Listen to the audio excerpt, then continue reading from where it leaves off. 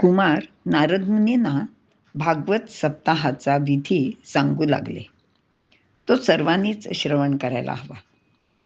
सप्ताह यज्ञाला इतर भगवत भक्तांचे आणि द्रव्याचे सहाय्य आवश्यक आहे. भागवत सप्ताह यज्ञात आपण लग्न विवाहात ज्याप्रमाणे खर्च करतो त्याप्रमाणे द्रव्य खर्च करावे लागते. हा सप्ताह कुठे करावा? तर नदी किनारी, वनात, पवित्र तीर्थस्थानी, मंदिरात किंवा अगदी आपल्या घरातही करता येतो.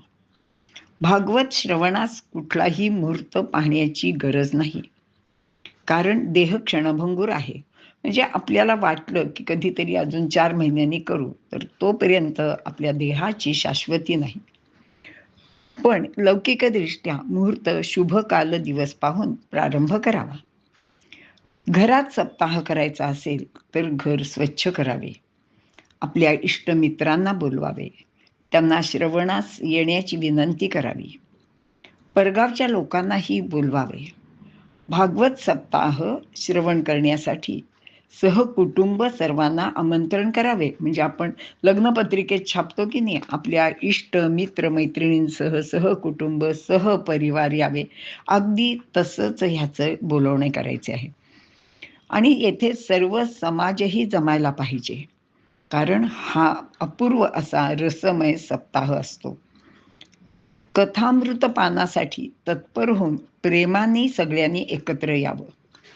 अगदी 7 दिवस एखाद्याला जमणार नसेल तर 2 दिवस 4 दिवस, अगदी कमीत कमी 1 दिवस 1 वेळ तरी यावं.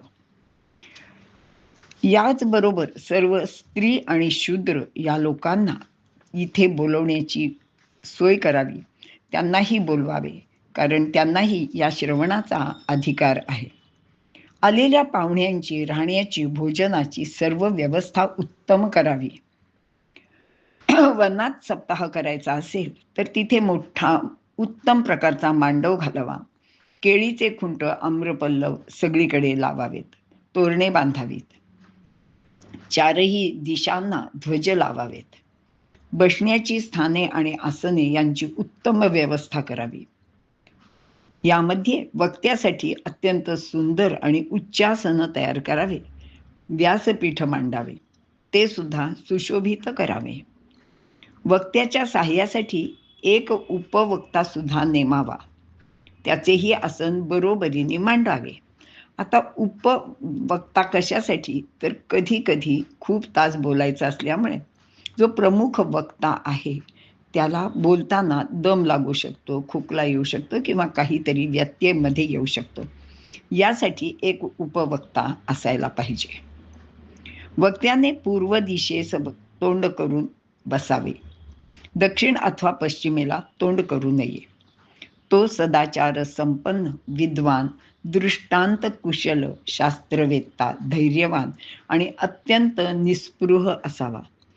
तो अजिबात लोभी असता कामा नये, कारण लोभी माणूस जनतेला सत्य सांगू शकत नाही आणि ज्यांनी सप्ताह ठरवला असेल त्याच्याबद्दल त्याला चांगलं बोलावं लागतं.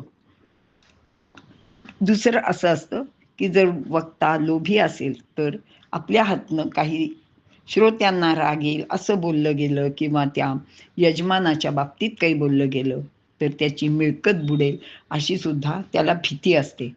यासाठी तो वक्ता अत्यंत निस्पृह असावा. किती छोट्या छोट्या गोष्टी यामध्ये स्पष्ट करून सांगितल्या आहेत, हे वाचताना खूप आश्चर्यही वाटतं.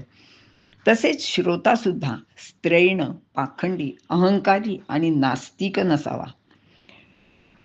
तो कोणीही असो, निदान त्याला तो जर अशा काही वेगळ्या कॅटेगरीतला म्हणजे वेगळ्या प्रकाराचा असेल तर त्याला इतरांच्या समोर किंवा सर्वांच्या पुढे बसवू नये.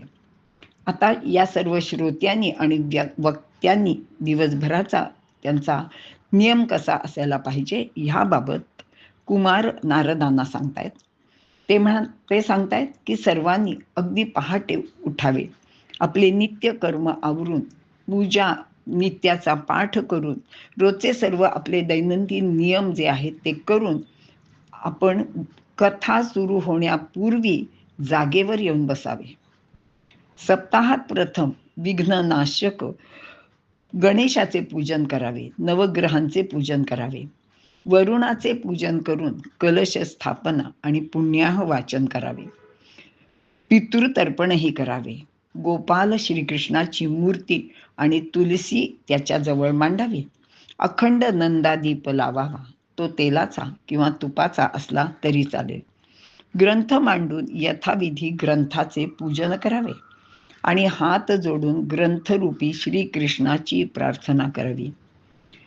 त्याला विनवावे, हे भगवंता दयानिधे, संसार सागरात मी बुडालो आहे, मी दीन अनाथ आहे, नारायणा तुम्ही माझा उद्धार करा. याप्रमाणे प्रार्थना करून त्यास श्रीफल अर्पण करावे आणि पुन्हा प्रार्थना करावी, हे भगवत स्वरूप श्रीहरी, मी तुला शरण आलो आहे. भवसागरातून यमयातनेतून मुक्त होण्यासाठी मी तुझा आश्रय करतो आहे.